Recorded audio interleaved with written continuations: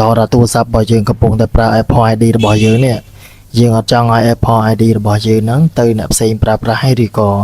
យើងដាក់ Apple ID របស់យើងនៅលើទូរស័ព្ទរបស់គេហើយឲ្យគេខ្ចីប្រើសិនទាំងដែលយើងភ្លេចលុបអាវឬក៏ដកចេញ Apple ID របស់យើងហ្នឹងចេញពីទូរស័ព្ទផ្សេងឬក៏អ្នកដទៃចេញណាដែលខ្លាចគេប្រើ Apple ID របស់យើងជាកម្មសិទ្ធិរបស់គេណាបងប្អូនណាបងប្អូនយល់ទេអញ្ចឹងរបៀបនៃការផ្ដាច់ឬក៏ដកចេញ Apple ID របស់យើងចេញពីអ្នកដទៃដែលគេប្រើរបស់យើងឬក៏អាចនិយាយបានថាបំពេញប្រើរបស់យើងអញ្ចឹងណាបងប្អូនណាដើម្បីងាយស្រួលយល់អញ្ចឹងយើងកុំឲ្យខាតពេលយើងចូលទៅផ្ដាច់ទាំងអស់គ្នាថាយើងផ្ដាច់របៀបម៉េចបាទជាដំបូងយើងត្រូវតែ Apple ID របស់យើងនេះយើងសាញនៅក្នុង setting នេះបងប្អូនណាបាទនៅក្នុង setting របស់យើងហ្នឹង